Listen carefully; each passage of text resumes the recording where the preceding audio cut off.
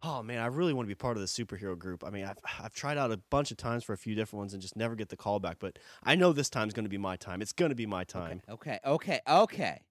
You need to just calm down. I can't help it. I'm just so excited. Well, I'll tell you what. If you wanna calm down, just chill out for a minute. What you should do is listen to the Pod Bros Network. The Pod Bros Network. Yeah, they've got tons of different podcasts. They've got stuff about video games, stuff about movies. They've even got Pencil and Ink Reviews, which is one about comic books, which is about superheroes, which is what you are. Oh, there's a podcast I can be on, huh? Sure. I mean, you'd have to chill out a bit, but okay. Sweet. I'm going to download those right now. All right. Sounds good. So what's your superpower, by the way? Oh, me, I say sentences that are slightly homoerotic. I like penis. Maybe we should just listen to the Pod Bros Network. I like penis.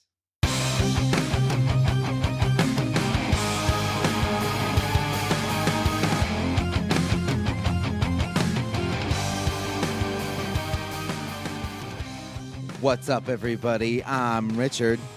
And I'm Sean. And we have a +1 who is...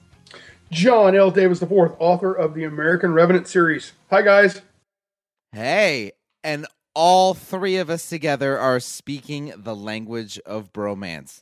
So it's a rare thing to have a +1. I think we've only actually ever done this one other time. Yeah, John is our sloppy seconds. We like John's, though. They were both John. Okay. Well, I love the fact that you guys welcomed me in, even though I was this is completely by accident. I was online looking for a mail order bride, and I found you guys. So, very cool. For the record, I am cheap. And also, I can learn Russian. It's fine. So that way you get the full experience. If you can just fake the accent, I'm good. Well, he's a good cook. He can clean, He's got a nice hip, so we're all good there. Good. Oh, me like you the big male American Western man. I think I went Asian. I was supposed to go Russian. Just these big hips and don't talk. I think. Yeah. Oh, a big hairy chest. Occasionally say master. Yeah. I'm totally comfortable with that. I do that in my own home. Oh, yeah. Hey, there you go. I don't say master. I just say ma'am. Yes, dear. Yes, dear. Well, my family dynamic is maybe a bit different than I thought I was normal. But anyway, what the hell is normal? we have John on because it's October.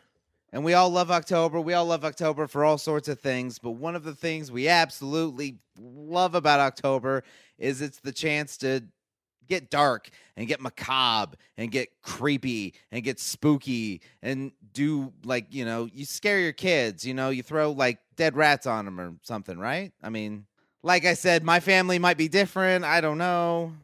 Well, it's a holiday you celebrate by going to strangers' homes and asking for free candy. Exactly.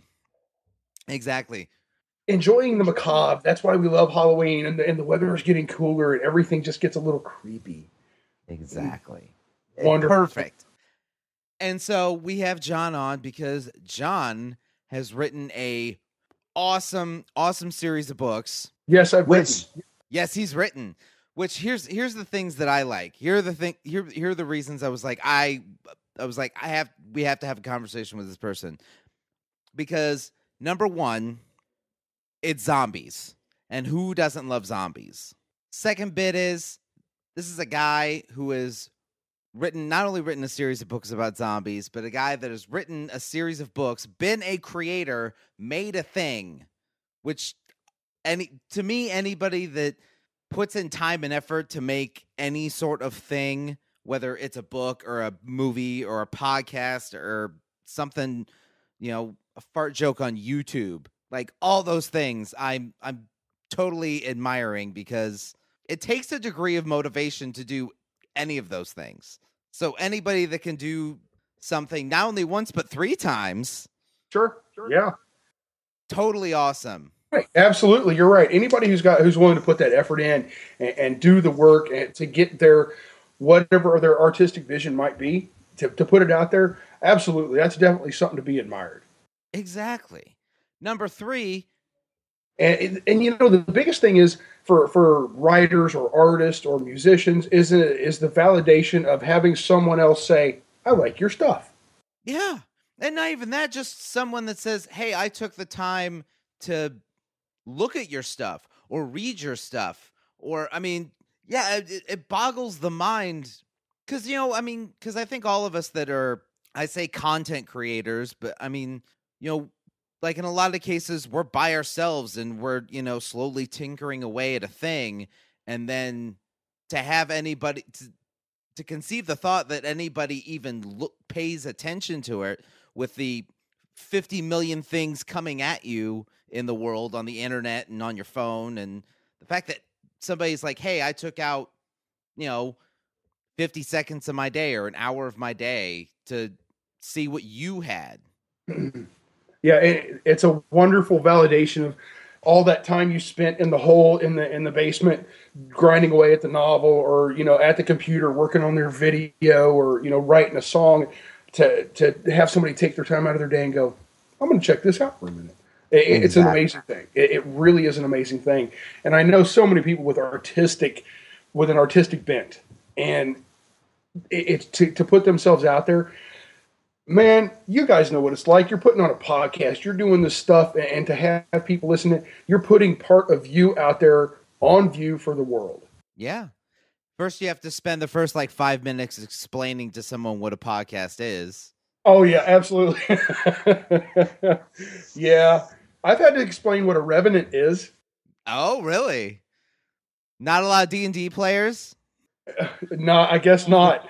I've had, what's the title of your book, Mr. Davis? Oh, I'm like, American Revenant. They're like, what's a Revenant? Okay, well, I didn't think it would be that difficult, but all right. You're like, let me get out my monster manual. Hang on. Over here. Yeah. I'm surprised I haven't had to explain what an American is, but we won't even go there. So, the third thing I was going to say was that you are a content creator that is, I would say, kind of outside the mainstream of where you would find, people that are, that are authors or movie makers or stuff like that. They're usually in not the dead center of the country. Right. I mean, you wrote a series of books and are working on a series of videos to put, either on film or out on the web, and you're doing all this from the bustling metropolis of Hannibal, Missouri. Yes, absolutely. Small town, America's hometown, where everything has to be either Mark Twain or Samuel Clemens. Yeah, it says so on the sign. It does. And as much as I love Hannibal, there are times you're like, okay, I'm sure something else around here, we could name something other than Mark Twain, this or that, but that's just me. Yeah. Which is why I had to include Zombie Twain in the first book. Oh, I did notice Zombie Twain. I did catch Zombie Twain, and I'm like, oh, he took the 5 seconds to note Zombie Twain. And not only that, but not in the sense of, oh, here's something that should deserve reverence and respect. It's like, I want to kill that guy first. In the short film, the actual actor here, Jim Waddell, he does a lot of Mark Twain stuff here. He was awesome enough to come out, bring his Mark Twain character, and let us zombie him up for the film, and he was amazing. Really was so much fun. And it's that tongue-in-cheek sort of attitude, especially with the whole Mark Twain thing, that, yes, there's a seriousness about it around here, but we can have fun with it too. Exactly. I guess, John, walk us through. So, like you said, you're in middle America, and this is kind of something Rich and I ran into. It's you almost talk yourself out of doing a lot of these creative things. Did you see yourself kind of doing that at first? Did you talk yourself out of creating this, or did you just jump feet first in and start going? Well, honestly, at first, I didn't even think I could do it. Especially with the film, because the book was a different story. But the book stems from conversations between myself and friends, and hey, what would we do if that kind of stuff? And of course, zombies, because zombies are huge. I wanted to write something popular and fun. But when it came to the short film, it was initially going to be a book trailer. And I thought, why? Why try around here? It's just not going to happen. I'm not going to find people to, do this. Or, the city will be reluctant to help or anything. So I kind of almost talked myself out of it. And then I mentioned it to a friend, and he said, oh, yeah, I've got a friend. And so, now the short film we're finished filming and it's in the editing phase. And I was surprised that here in Middle America, where everybody's just kind of doing their thing, we've had a ton of support from people. The city of Hannibal, people just showing up wanting to be zombies. Nobody's getting paid for any of this. Everything we're doing is out of pocket. We were asking for donations, things like that. We've had a ton of support. And I was really surprised by that people weren't dismissive of it. It's like, hey, this is awesome. Let's all be a part of it. Oh, totally. I mean, I think just the fact that, part of it is probably like, holy crap, I can be on film. All I have to do is, make it look like I have blood coming out of my head. That'd be great. But I think the fact that, because I would agree with you. I mean, if I was in your position, I would probably think the same thing. Like, nobody's going to come out to this thing. I'm not going to get any sort of support whatsoever. And I think especially with something like film, it's a very collaborative process. Absolutely. You cannot do, that's something you just absolutely cannot do 100% on your own. Yeah. And I think you shouldn't completely go 100% on your own. Otherwise you end up with Ewoks and Jar Jar Binks. Right. But I'm not bitter. I'm just fucking saying. Yeah, that Star Trek guy was not very smart about that, was he? God damn it. Son of a bitch. Okay, nope. I'm not gonna go into correction mode here. I'm abstaining. I am a huge Star Trek fan. I like Star Wars, and a buddy of mine, he's a massive Star Wars fan, but he likes Star Trek. So we kind of flip-flop our passions for that kind of thing, and we're always giving each other crap about it. See, I'm sorry. I gotta side with a buddy on this. That's just, that's just me. So there. Got to do it. Got to Star Trek. Fuck him. Fuck Picard, and Kirk was okay because Kirk was kind of manly. Picard, I'm not. To me, I feel like you had to have Riker in Next Generation because Riker and Picard together make Kirk. This is very true, actually. That's a really good observation. Riker's like the manly part of Kirk, and then Picard is the tactician part of Kirk. But I'm straying away. See, we're going into space. I'm trying to stay on in planet. My fault. So you went to zombies. What? So with the love of Star Trek, and I'm sure like you watched the movies when you were a kid. What drove you to go with a book about zombies? One, zombies are popular. Zombies are more popular now even than when Romero kicked it off back in the day. Yes. And they've got more staying power. It's been, vampires have had their thing for so long, but they were up and down and off and on. But it seems like there's a tenacity in the zombie subculture that they've grabbed on with their teeth and just not let go, So it's snowballed into from early days of George Romero. Now we've got The Walking Dead, which is one of the most popular shows on TV ever. Yeah.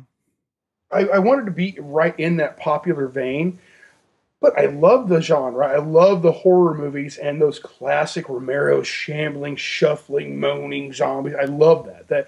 That's one of my favorite type of movies to watch, So, and I'm into the survival and the whole preparedness type of thing. Okay. Those two things just kind of worked. Yeah. And the fact that you put it like I said, like anybody you read these books, you get a sense of not only impending doom at every corner, but you get a sense of an actual small town and what it would be like. You see like The Walking Dead, a good chunk of that takes place in Atlanta or in, the prison, which is, next to a highway. And, but you don't really get the sense of, in something like The Walking Dead, I feel like you don't get the sense of what it's like for a small community. Like, how would a small community react to that? When me and Sean first, started hanging out, I took him over to these. I did these once a month gaming sessions, like Dungeons and Dragons and stuff like that. And the first thing he attempted to actually run the game was it was a zombie game.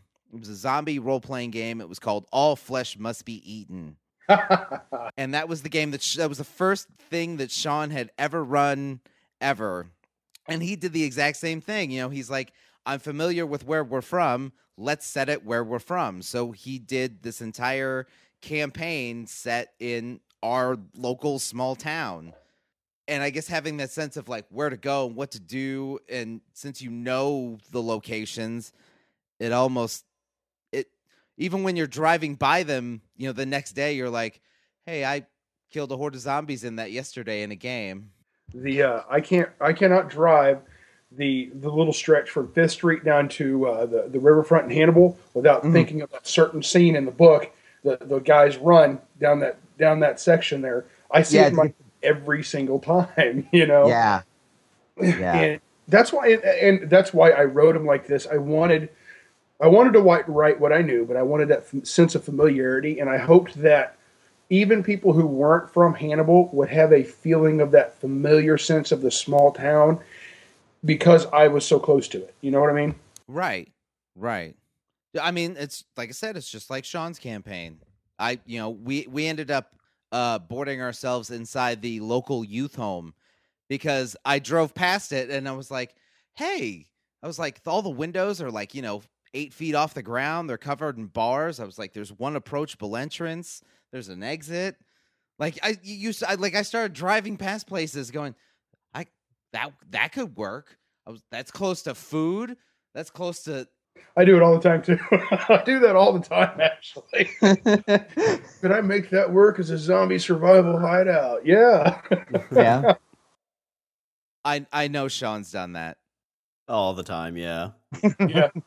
Yeah, and it's fun. It's part of the imagination process of the what if and how would I do this, and you get your buddies together and you're all sitting around bullshitting, going, "No, man, we had this many shotguns and we can roll up here and put guns on the roof and we're doing this." It's so much fun to imagine that kind of universe where in your imagination you can make it safe as you want. Exactly. Yeah. Whereas once the zombie apocalypse actually starts here in the next couple of years, we're going to figure it's different. Yeah. There's an image out there where it shows this guy on a car with a shotgun and a horde of zombies around him. And there's an arrow pointing to him. It says, "What you think you'll be in the zombie apocalypse." And the next image is pointing an arrow out in the zombie horde. And it's what you'll actually be in the zombie apocalypse. Yes, I've seen that image. I've seen very true. So I guess take us through the process. So the first book you wrote, at some point you had to say, okay, I'm actually going to do this. I'm going to either put pen to paper, or I'm going to put fingers to keyboard, and I'm going to write this. Walk us through that process of how that happened. Sure. Like I said before, it was conversations between friends and I about, what would we do in a survival situation around this area, that kind of thing, and then playing with this whole zombie deal. But then it was almost a dare for myself because I've been writing off and on since I was 14 years old. I'm 41 now. But I've never published anything. And with the exception of a couple of poems years ago, doesn't really count. Right. But, this was kind of a dare. See if I can do that. I bet you can't do it. I bet you can't do it. Go sit down at the computer. I bet you can't do it. Okay, well, I bet I can. It was just sort of a game within myself that to sit down and actually start the process. And then once I actually started writing, I realized I was having a lot more fun doing it than I thought I would. Yeah, I could see that. And I'm sure it also probably became easier the more, it's kind of like the, 10,000 hours ever at anything makes you a master. Right. And exactly true. By the time I finished the first book, and the first book is short, it's a novella. And that's all part of that. I bet you can't do it kind of thing. Well, if I can get this far, then this is where I'll end it here. And then the next book was 3 times as long, and it was all just a sort of a. I bet you can. Can you do it? I bet you can't. I bet I can. Kind of, and I don't really actually talk to myself like that in my head. No matter what they say about writers, we're not totally insane. I promise.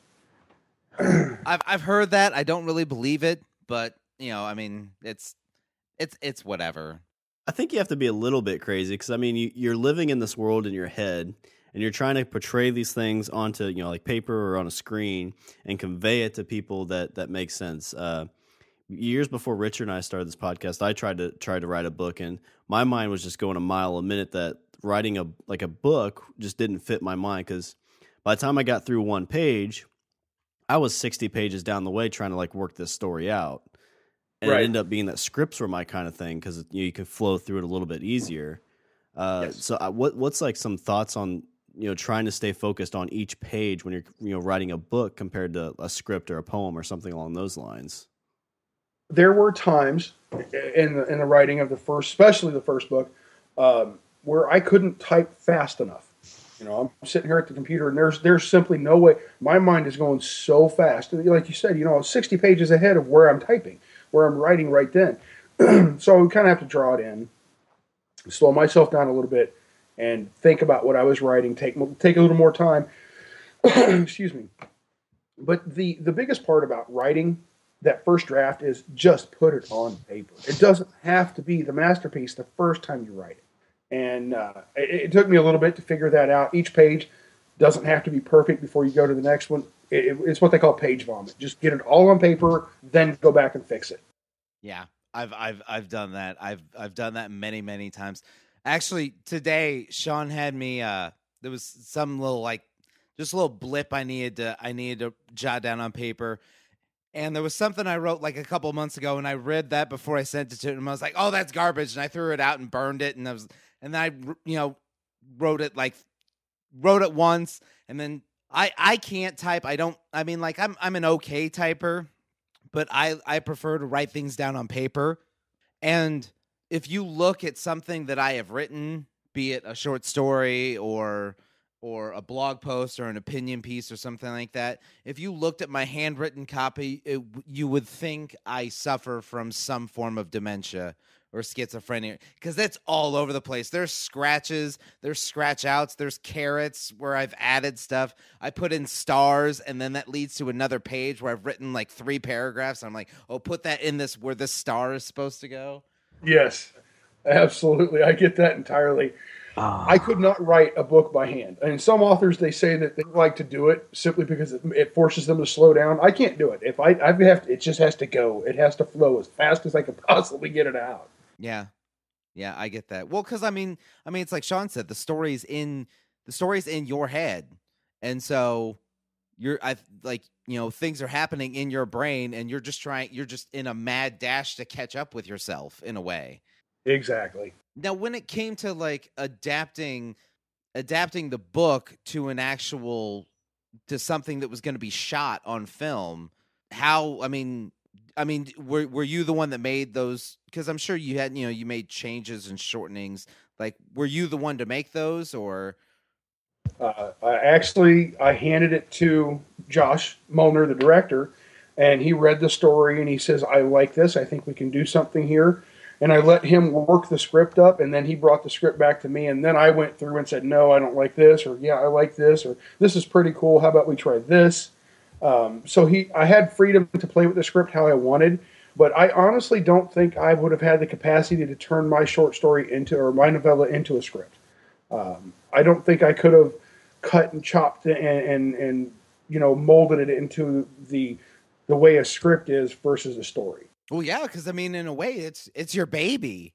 Exactly. It's like you just it's something that you've given birth to, and then you're like, okay, well, here's this, and they're like, okay, well, if we just rip out, it's almost I could see if it was me, I could almost imagine someone like physically ripping pages out, and I'm like, what are you doing? Yeah. No, you can't do that. Yeah, I couldn't do it. But no, he did a wonderful job with the script. And then, Oh, that's of course, awesome. I had kind of final approval on it. But and he did his script was amazing. It really was. Yeah, you're a much better man than I, because I'm sure if it was me, they would have handed it back to me and have been like, "Well, where's this bit and where's this? Oh, it wasn't. Well, I just trimmed that out." And I would be like, "Here, well, you're an asshole. How about that? Right. Why don't you fix this, asshole? Give me something better." Yes. There were a couple of things he wanted to film, and I'm like, no, you're not filming that. That's only in the book. But I really think that would look good on screen. No, you're not doing it. You know. And there were a couple of things. Well, I think we should have done this here, or there were a couple of things I kind of got a little adamant on. Well, you're not changing that, or you're not shooting that. Right. But overall, it was a really. I learned that one thing is I could never be a director. Yeah, I don't think I could either. I don't have the patience for it. I do not. I would be that director that everybody on set after the film is done, everybody's going, "That guy's a fucking ass, and we're all going to kill him." Yeah. Kill that son of a bitch at the cast party, Yeah. Yeah, because I mean, well, and I think it's because it's like the book. You have this image in your head of how everything's supposed to look, and so everything needs to be that. And so, if I was a director, I would be like, no, everything needs to be exactly like this image in my head. And by the end, everyone would hate me. Yes. Yeah. Like, it's like you said, you go to the cast party and everybody's like, "Hey guys, we're doing a bonfire. That's awesome. That's a great idea for, like a rap party. Hey, what's the big pole in the middle of the bonfire? Hey, what's going on?" Yeah. Yep. That would be it right there. You mentioned with the show that you had quite a few, or the movie, you had quite a few people around town kind of like get with, getting everything set up. What's some of the, I mean, obviously whenever you try to make one of these, you always want the imagery to look good. Like you can go out and film things on a camera or, a phone. Is that something you guys did, or did you guys go out and actually get like real cameras, real mics? What was that process like? That's one of those small blessings, in a way. Okay, huge blessing. Josh, he does filmmaking stuff for a living, and he has his own camera setup, and so it's a one camera thing, but it is a high grade, high quality. We shot the entire film in 4K. Nice. Oh wow. Yeah, it looks. I've seen some stuff, and oh my god, it looks amazing. But yeah, it was entirely shot in 4K on the one camera. My biggest concern when we first sat down to talk about it, we sat down. I'm like, "Do you think it'll look good?" He says, "Yes, it will." He came to my house about a month later with his written script, and we're looking through it. And I said, "I have to ask you one thing." He says, "Sure." I said, "Is this going to look like a college guy with a handy cam made a movie?" He said, "I wouldn't do it if it did." Because that was the one thing that was my biggest fear, is that it was just going to look like a couple of guys, went out with a hand cam and shot "We're making a movie. Look at us." Yeah. Yeah, I mean, you're thinking Avatar, and they show up, and it's the Blair Witch Project. Exactly. But I'll tell you what. Oh my goodness. The little bit of a short we had, we pieced together for the Steampunk Festival where we met. Yes. That's what I saw. That's the first thing I saw, and I was like, "That looks awesome." It blew my mind. And everybody who's seen this, and we can't put that online yet because we don't have our own music done. Hopefully in the next couple of weeks we'll have a teaser. But everybody's going, "Oh my gosh, that was amazing. That was awesome." I'm like, "Yeah, you know what? That trailer is unpolished and unfinished, and yet it looks that amazing right now." Oh yeah, I mean, I honestly didn't get the impression that it was unrefined. I mean, just from what I saw. Yeah.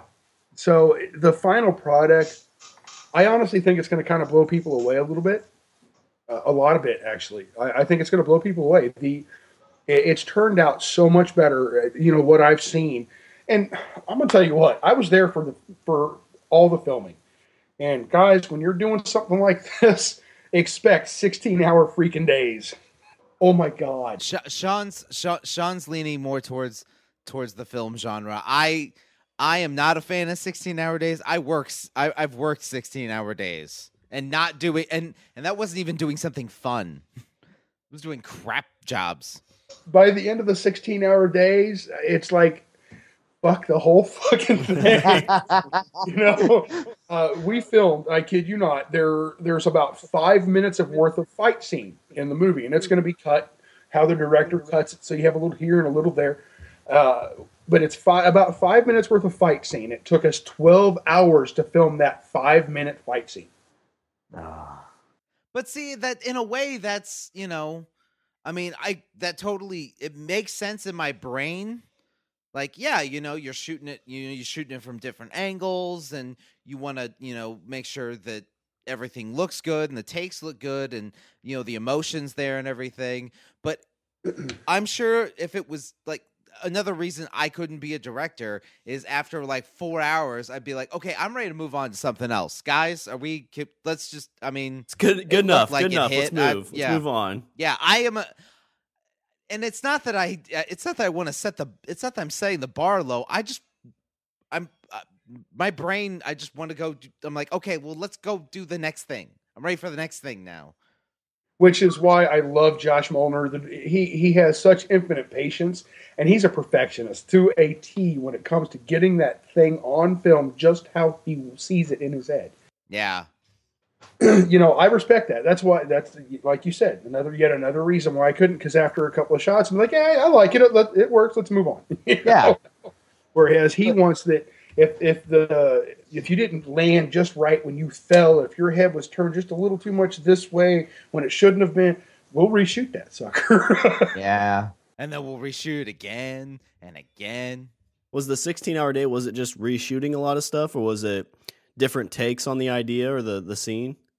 The 16-hour day was 12 hours filming that fight scene, and then we went later that evening and we filmed 4 hours of a different part of the film, and it was broken up a little bit, 12 hours here, 4 hours there, but it was a trying day. It really was. Yeah, not something. I mean, it's something I would love to participate in, but not necessarily participate in. Right. Well, I'll tell you what. One night we had 25 zombies.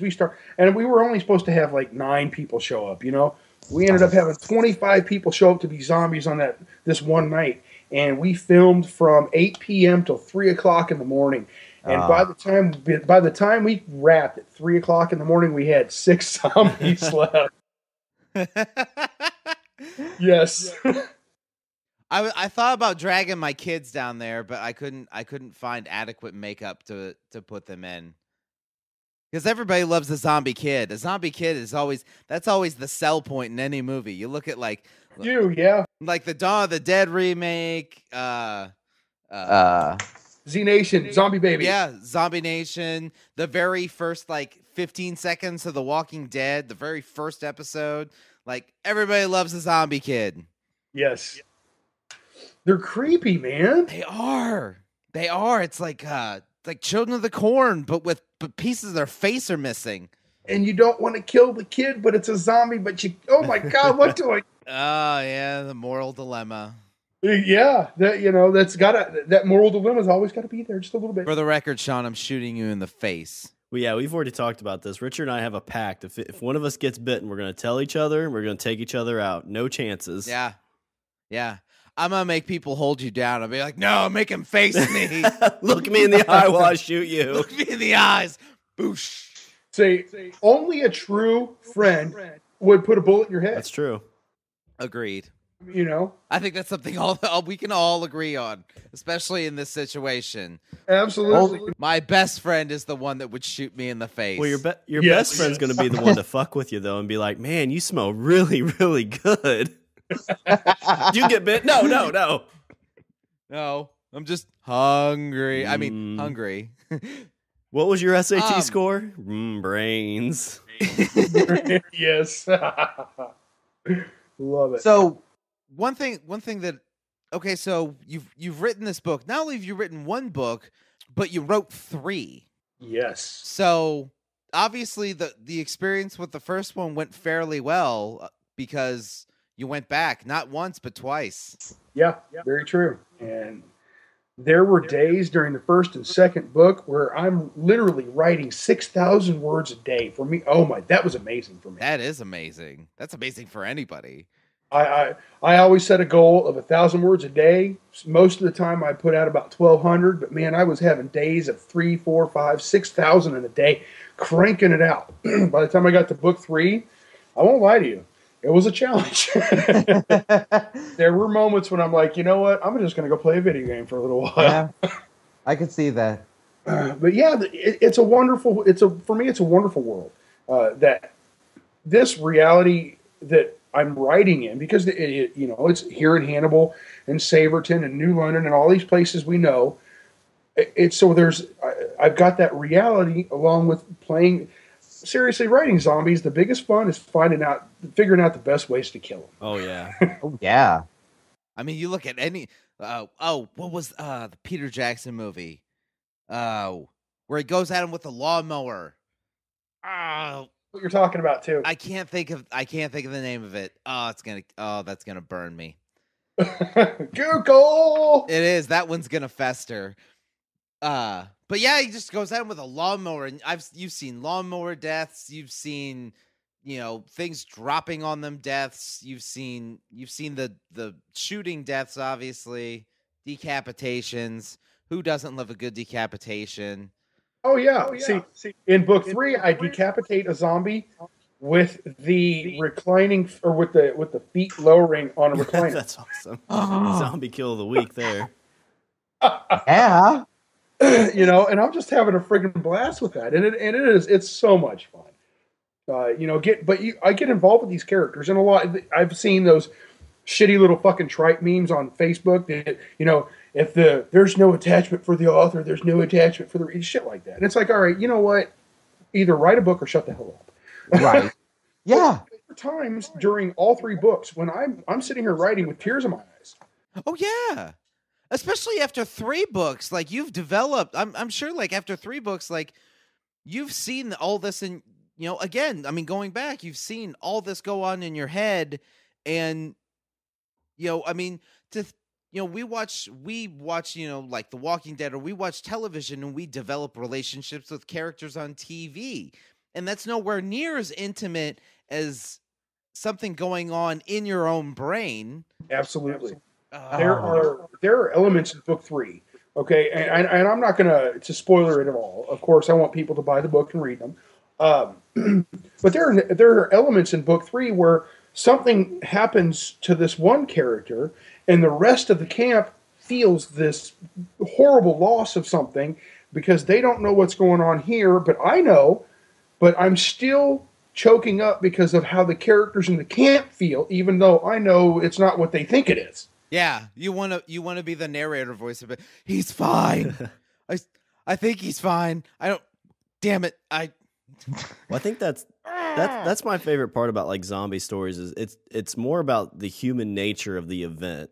The zombies are just there to kind of makes life difficult, but it's the humans, right. Their interaction with each other. Will you help people? Will you be the evil dick? What would you do in this situation? Yes. And it's the human drama. You have the two types of zombie stories that are the absolute best are either the full-on, just hilariously funny ones that are just goofy for their own sake, or those ones that it's all about the drama and the heart and the survival of the people. Where it's just not, okay, gore after gore after gore after gore, zombie kill. That just, okay, fine, yeah, we can all do that. But once you've created real characters trying to survive in this world, then even if you only have one zombie in the entire freaking thing, still, it's a zombie survival book because of how these people, how they're dealing with that, And it's all about It is. It's the human that human element of it. I mean, you look at like the original black and white Night of the Living Dead, which is actually one of the first movies I made my daughter watch. One of the first like creepy, scary movies that my daughter and I watched together. And I mean, a movie like that, not only was that a relationship between between characters and the human element of characters while they're in the setting of this, very terrible thing that's going on. But it seemed like he managed to put out some sort of message about society in general, and it was almost political. It was almost he was making a statement while having hordes of undead roam around. I know the next question I was kind of going to ask. So you guys, so you've written these books. Now you guys are doing a short. What's the goal with the short? Are you guys planning on taking it kind of like on the road anywhere? You're going to try and put it in some like indie film festivals. What's the next step when you guys get that finished? So we're going to have 3 stages of the film. We're going to have a new teaser trailer out hopefully within the next couple of weeks. Then we're going to do a book trailer, which will be about a 2.5 minute trailer. And then we're going to have the short film. And we've talked about possibly doing the indie film festival circuit, things like that. But a lot of them have restrictions on them, like you can never have shown this film anywhere ever to anybody, shit like that. Gotcha. So you know what? If the only thing we can do is, one of the things I said we have to do if we do this is we have to have a free showing for anybody in Hannibal who wants to come to it. So we're trying to work out with local theater to do a free showing or have an hour to where we can show it like 2 or 3 times back to back, to give everybody a chance to see it for free in Hannibal. And then we're going to put it up on YouTube and just make it available to the world after that. That's awesome. Yeah, I think the big thing you see with this is, Richard and I kind of run into this, and I've recently run into it when I'm trying to do some writing, is there seems to be like a gatekeeper, or at least everybody thinks there's a gatekeeper to these things. It's creating a movie, it's writing. It's like, I can't do that. That's something for somebody else to do. And right. You guys going out and showing this for free, there's going to be somebody in that audience being like, I could do this. I want to do this. Why can't I do something like this? Absolutely. From the inception of the short film, from it becoming a book trailer to a short film, I've wanted several things. One, I want my book sales I want the movie to go viral. Book sales will skyrocket. Stephen King will be like knocking on my door asking to borrow money. Okay. Yeah. He'll be like, I'll write a book for you in trade. Hang on, give me 20 minutes. I need 20 minutes and a laptop. My God, that would be awesome just to meet Stephen King once and him to go, I like your books. I'd die right then and be happy. That would be awesome. But I would love to see Josh Molnar, the director. I would love to see him get some sort of forward motion in his filmmaking career from this. I would like to see like Danny White, who did some of our makeup in the last couple of shoots, and Jody did early makeup and Danny did later makeup. I'd love to see these people get something from this that they weren't expecting. I don't know if you guys remember the movie 9, the little post-apocalyptic film with the... Oh, yeah. Did Elijah Wood do a voice in that? Or did Elijah Wood do a voice in that, or am I thinking something? Okay. The guy made a short film. It was 10 minutes long. He did this whole animated thing, put it on YouTube, and a year later, he's working with freaking Tim Burton's producing a movie. I would like to see something like that happen for Josh. And I would love for somebody watching our film to go, holy crap, I have an idea, and I can do it because these guys did it. I know I can do it. Yeah. To inspire people to go forward, use your ideas, take your talent, and do something with it. Because I promise, like I said, I'm 41 years old, been writing since I was 14. My books have been out for a year. Don't wait. Use it. Take that talent you were given, and I don't care if you have to put yourself in a hole for 2 years. Get it out there, get it down, and do something with it, because that's why it's there. Well, the alternative is it doesn't exist. So then you don't know what you can do with that. Just like with your books, if you didn't do it, they wouldn't exist today. Nobody's going to write those books but you. Nobody's going to make this movie but you guys. Now I'm curious, did you it's not really something I would say that Sean or I have experienced. Did you have any like naysayers? Did you bounce it around, like the idea around to like a couple of your friends, and you were like, hey, I'm thinking about writing a book, and you had that one guy that was like, don't do that. Like no, who's gonna read that? Surprisingly enough, I did not. Everybody I talked to, I'm writing a book. Holy shit! Really? Can I have a copy when you're done? You know. Everybody wanted a free copy. I'm like, guys, I'm gonna go broke giving you books. Everybody wants a free copy, and the next thing is, well, can I be in it? Yeah, exactly. And when people said, "Can I be in it?" I said, "Yes," every single freaking time. Exactly. So, because then, that friend that, was like, hey, can I be in it? And they're like, oh, you see that guy? That's you. I totally thought of you when I wrote that. That was you all the way. And then, the next guy comes up and you just point to the same character. No, that's you. I thought of you the whole time. Wait, I thought I was zombie number 6. You're like that guy that sleeps around and can't remember the girl's name. So you're like, hey, Chloe, Elizabeth.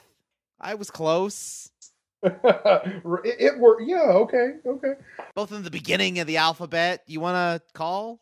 And that's kind of how I created my characters, to tell you the truth.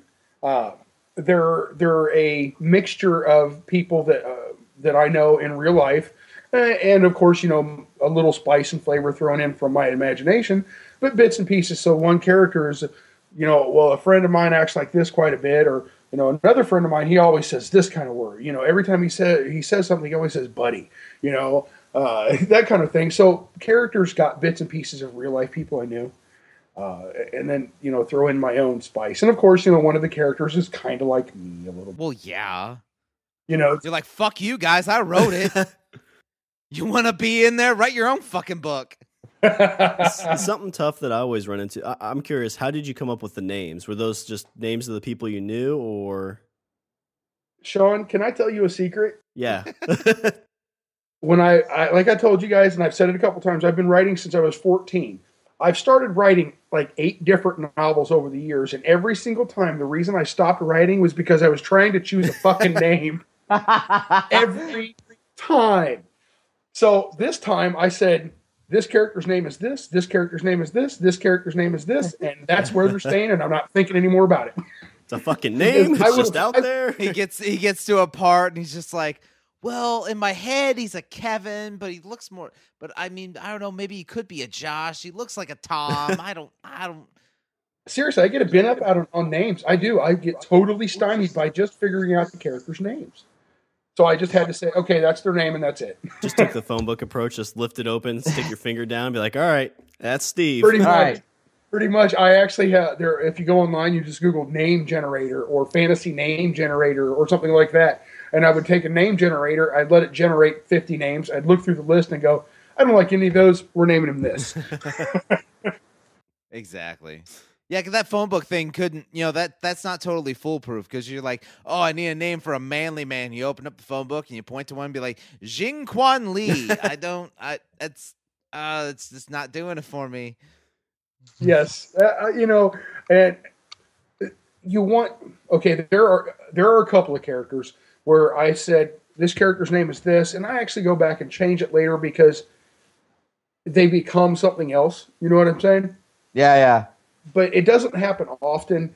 But sometimes names have meaning. Names can import certain characteristics to a character.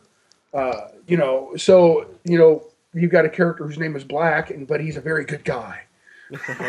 Yeah. You know what I'm I saying? can see that. So names have importance, but a lot of times I would just get so hung up on thinking of, okay, I've got this character, what's his name? And that's where I'd be for 3 freaking hours. So I would just have to name a character. Maybe I'd go back and change it. Maybe I would. I could see that. I'm kind of curious. So you're talking about like you might go back and change their name. Going into the books and everything, I imagine you have kind of an idea in your head. It's floating around.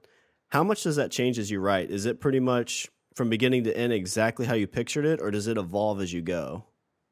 Oh, it evolves, absolutely. Usually when I sit down to write, I can't do the whole outline thing. The story has to flow from thought to thought for me. And pretty much when I first started writing, I knew the beginning of the story, I knew the very end of the story, and I had a couple of ideas of where I wanted the story to kind of go to in the center of the plot, but I don't really plan it out. So, okay, I know the story is going to begin with them sitting around a table talking about getting out of Hannibal because it's not safe. Well, I want to make sure they get down to Old River Road in this old house where they're looking for I want this thing to happen here. And then, 3 chapters later, well, I kind of wanted them to find something like this. And then the story will organically move between those things. And sometimes those things I had in mind simply don't happen anymore. It all depends on how organic. I try to let the story move organically. I try to let the characters develop themselves, Yeah. A lot of writers, I'm playing God and I'm making them do this and that. For me, it wasn't so much that as letting the characters kind of let me know what they wanted to do and who they wanted to be. You almost kind of play it like Right. it's a movie. You're watching things happening and just, bit jotting down what's happening. Yes. Yeah, you're the watcher in from Marvel Comics, the guy with the big giant alien head that just sits back and tells the story. That's a deep cut. Sean has no idea what I'm talking about. That's old school Marvel right there. That's the Watcher. He wore this like white robe. It looked like Hermes from Forehead. Yeah, I think so. Yeah. Thanks for talking about the size of my bald head, man. I feel self-conscious. Fuck you, Richard. I try. I have my moments. Okay, so what I'm curious is I mean, I know that you say you pull on zombies because it's a way popular vein in our culture now, but there has to have been that background love for things undead. So where did that come from? Where was the movie that drug you in? The first zombie movie I ever watched was Return of the Living Dead Part 2. Ooh, okay. That was the first one I ever saw when I was about 12, 13. And oh my God, it was so gross and so funny, and I loved it, these talking zombies, and you've got the Michael Jackson zombie towards the end. And, oh my God, I fell in love. And I went back and I watched the original, the first Return of the Living Dead. And I'm like, these are cool. And then I was going through the movie section at the VHS store, because we still had VHS at the time. Yeah, I'm totally with you. I'm part VHS generation all the way. Hell yeah. Was there a tape that you wore out? I have tapes that I wore out because I watched them too much. Oh yes, every weekend a friend and I think for about a year and a half, every weekend we watched Pump Up the Volume. Mine, no surprise, mine was Star Wars. Awesome. It was Empire Strikes Back. It was actually episode 4 and 5. If I put in the VHS cassette, it would play for about 3 minutes and then it would be static until like the last. So you would see the Star Destroyer coming across, and then you wouldn't see it. It'd be static until Luke blows up the Death Star. Oh wow! Because I wore the tape out. Yeah. How much? Okay, so how much? So you watch Return of the Living Dead Part 2. You go back and you see all these Shambler movies.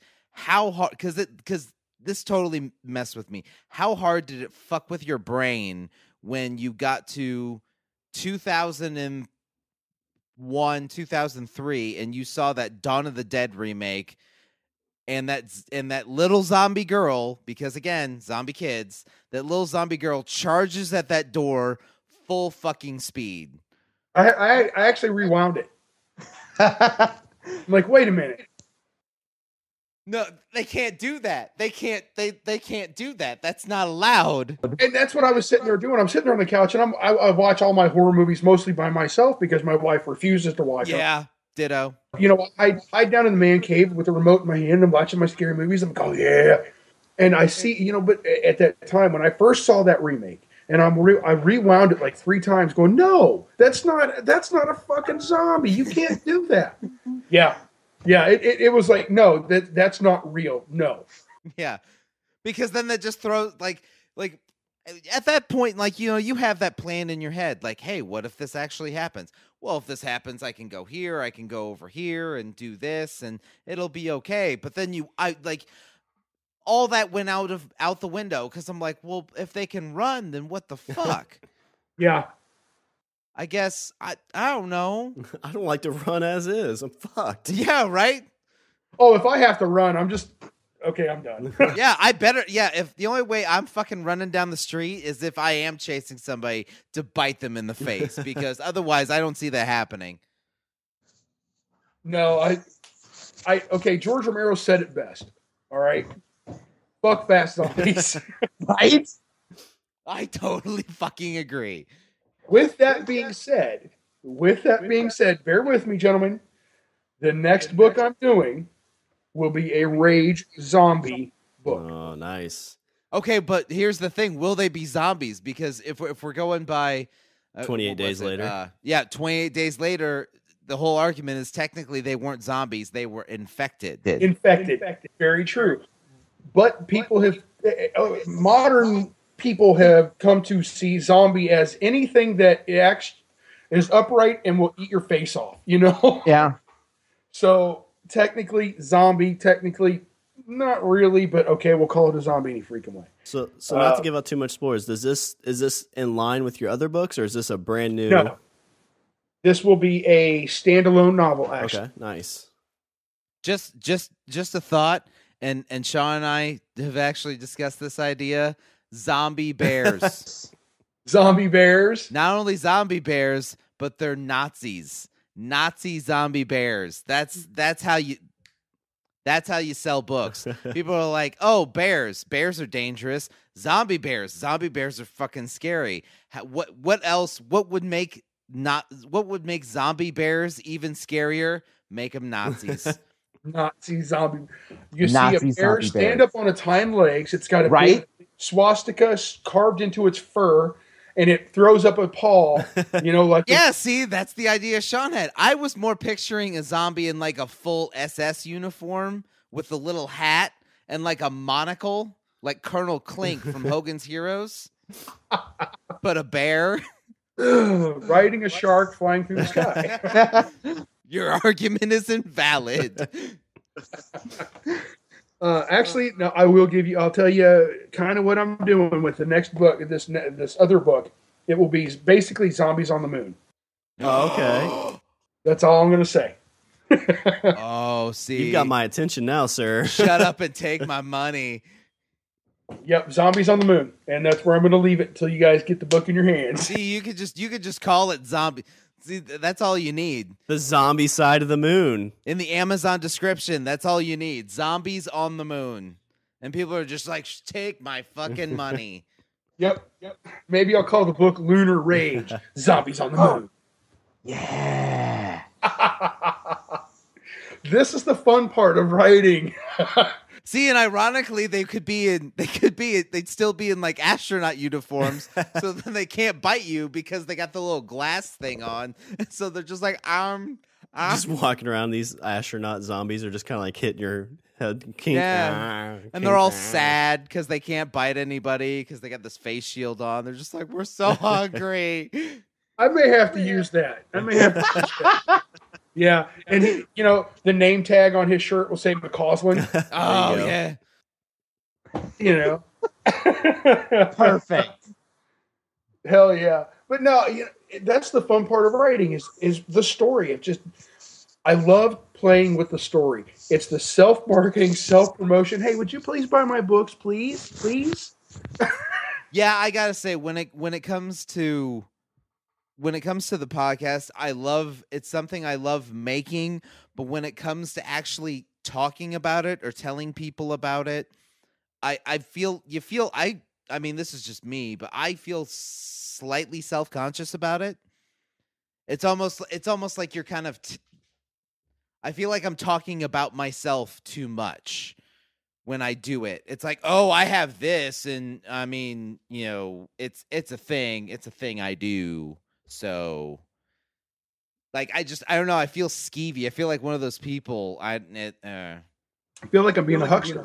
Yeah, in a way, like that used car salesman that's trying to sell you the Pinto.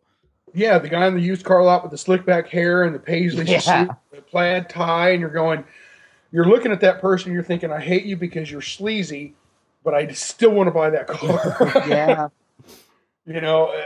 Yeah, and that's self-promotion. You have to, being an indie author, or doing a podcast, or if you draw your own, paint your own art, and you don't have a studio to sell your stuff, then you have to do that shameless self promotion. You get out Facebook, your Twitter, your Instagram, your Tumblr, whatever, and you're all over the place. And I hate using social media. I won't lie, I'm old. Well, yeah, and I mean, and the thing of it is that it's something. One thing that I've learned when it comes to the internet, when it comes to social media, is I hate shameless self promotion because I feel like it's shameless.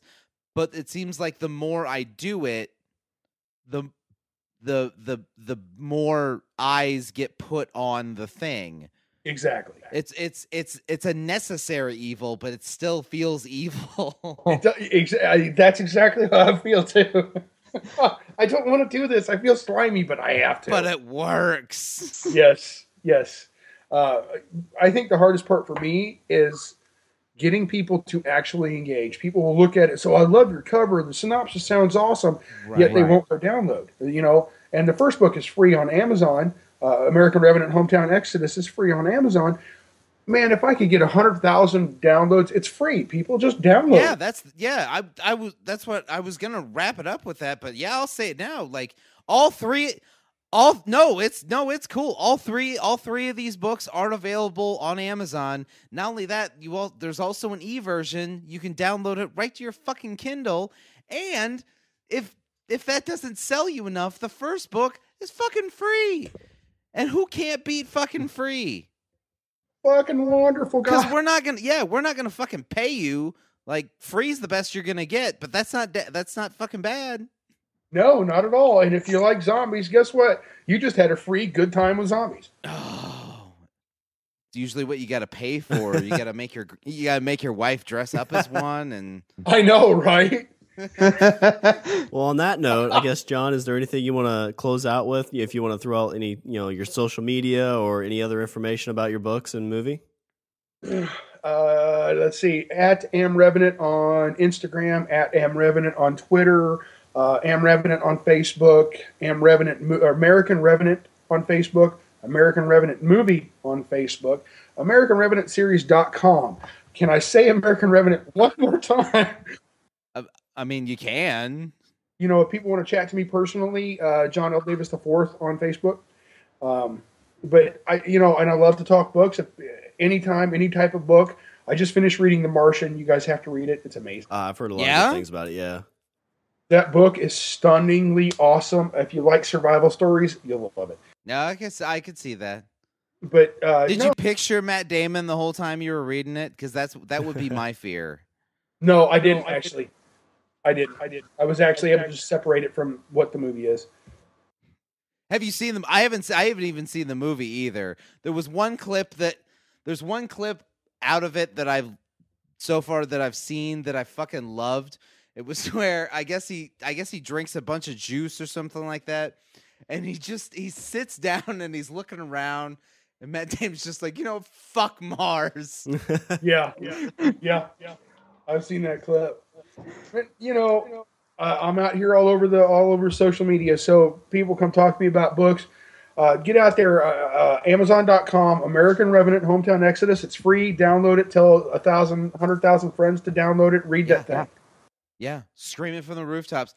And I mean, of course it's, of course we're going to link all of this stuff so that way everything's all interconnected. We'll have social media relations. Ooh, I like Yeah. Well, I guess at this point in the show, John, we usually let Richard kind of throw out some closing thoughts. So, Richard, if you want to toss those Richard closing thoughts out there. I think that so far the general theme of this show has been that it's difficult to make a thing, and don't think that it isn't. And no one's saying that it's 100% easy to make a thing.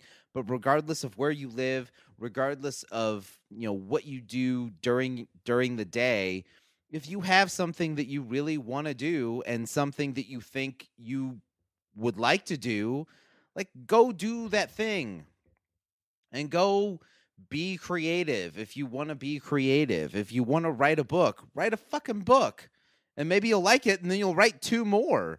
And then that spins into something else. And then, or if you want to make a podcast, make a fucking podcast. It's free. You could put it up on the internet for free. You can write a book and right now sell it on Amazon for free. And you like it, and I think that's the general theme is make your, if you feel creative, make a thing. Because everybody has a story to tell, and the only person that can tell your story that you want to tell is you. So tell your story by any means necessary, to quote Malcolm X. By any means necessary. And that's all I have. All right, well, I'll close up with a little housekeeping. So visit our website. We're at languageofbromance.com. Follow us on Twitter at languageofbro. Email us at eatthebeaver at languageofbromance.com. Like us on Facebook, subscribe, and leave a review on iTunes and Stitcher. I was waiting for John to laugh at the Eat the Beaver part. Oh, I've laughed at it so many times now. It's just kind of... Well, wait, we got one more treat for you. Oh, yeah, because that's how we close the show. All right. Go ahead, Sean. All right, and you can always check us out on the Pod Bros Network. Oh, yeah. John, so what we kind of do is we close it out, and the last thing we say is, and I say we eat the beaver, so I can give you a cue if you're ready for it. Yeah. All right, so that's all the bromance we have for this show. I'm Sean. And I'm Richard. And I'm John. And what do we do, John? Eat the beaver. See, when other people say it, it sounds dirty, too. That was a blast, guys.